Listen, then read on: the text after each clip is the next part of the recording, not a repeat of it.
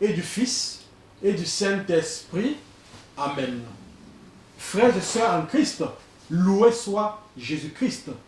Notre méditation de ce matin portera sur la question « Pourquoi se confesser ?» Frères et sœurs, commençons notre prière en invoquant le Saint-Esprit.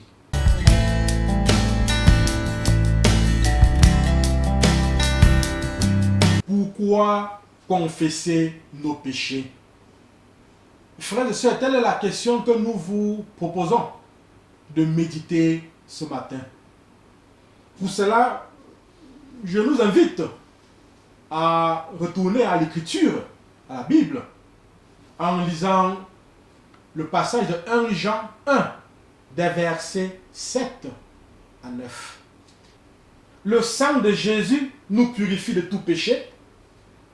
Si nous disons que nous n'avons pas de péché, nous nous égarons nous-mêmes et la vérité n'est pas en nous.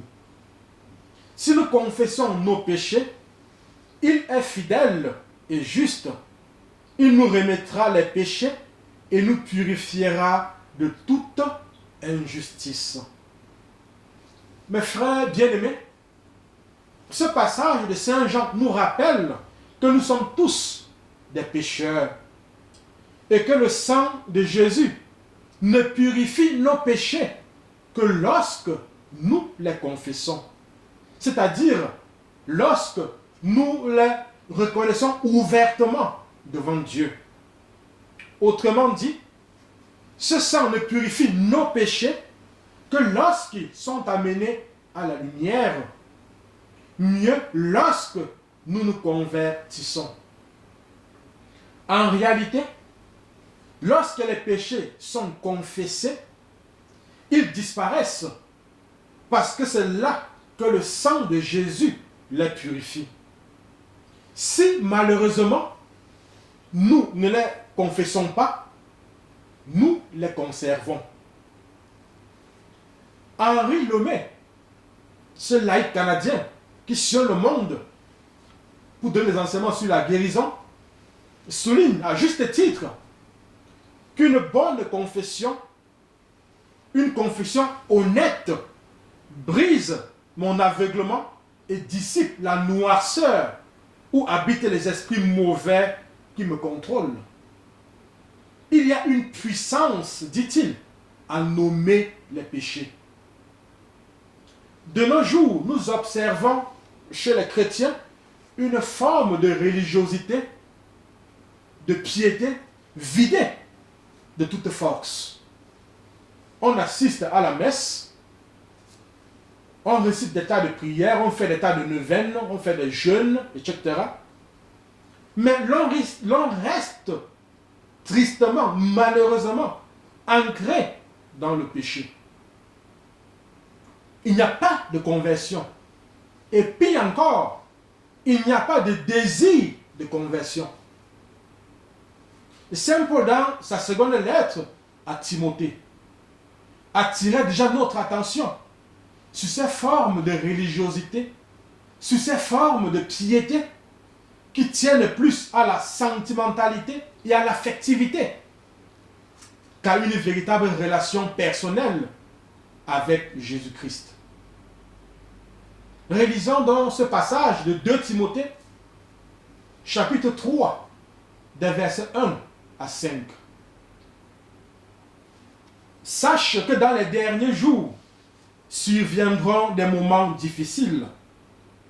Les hommes, en effet, seront égoïstes, amis de l'argent, fanfarons, orgueilleux, blasphémateurs, indociles à leurs parents, ingrats, sacrilèges, sans cœur, implacables, médisants, incontinents, sauvages, ennemis du bien, traîtres, emportés, aveuglés par l'orgueil, amis du plaisir plus qu'amis de Dieu, gardant les formes de piété, mais en ayant renié la force. Mes frères et sœurs, Saint Paul, donc, comme je le disais, attire notre attention sur ces religiosités, ces piétés qui sont en fait vidées de toute force. C'est-à-dire sur ces religiosités, ces piétés qui n'amènent pas, qui ne poussent pas à la conversion, à la transformation. Frères et sœurs, à la confession est intimement liée la rénonciation. À chaque veillée pascale, tous les chrétiens debout tiennent un siège qui est allumé à partir du siège pascal et répondent aux questions suivantes du prêtre. Pour vivre dans la liberté des enfants de Dieu, rejetez-vous le péché? Et ils répondent, oui, je le rejette. Pour échapper au pouvoir du péché, rejetez-vous ce qui conduit au mal? Oui, je le rejette. Pour suivre Jésus-Christ, rejetez-vous Satan, qui est l'auteur du péché? Oui, je le rejette. Telle est donc la rénonciation que nous faisons à chaque veillée pascale et aussi que nous avons fait lors de notre baptême. La rénonciation est donc un geste profondément catholique. Renoncer veut dire déclarer, mieux proclamer que je n'ai rien à voir, à faire avec le mal, avec Satan dans ma vie. Proclamer, c'est dire à Satan que je ne veux plus de ces mensonges, de ces promesses vides. Proclamer, c'est dire à Satan, c'est fini, stop. La rénonciation est une expression de la repentance que nous n'utilisons pas assez souvent et que nous sommes donc au cours de ce mois de juillet, mois consacré au précieux sang, invités à utiliser chaque jour. Mes frères et sœurs, si nous sommes décidés à renoncer, à rejeter le péché, témoignons-le à Satan et portons nos péchés à la lumière. Père, au nom de Jésus, par la puissance de l'Esprit Saint et l'intercession de la Vierge Marie, je proclame que je rejette tout péché. Je proclame que je rejette Satan et je confesse tout souvenir affreux ou tout péché caché. Frères et sœurs, je vous invite maintenant à prendre quelques secondes devant votre Dieu pour nommer vos péchés en bougeant simplement vos lèvres.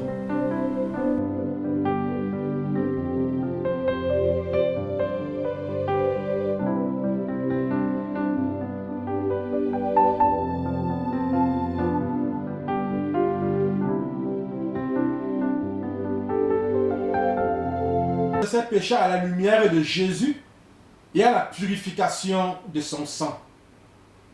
Je proclame que le sang de Jésus-Christ, Fils de Dieu, me purifie continuellement de tout péché.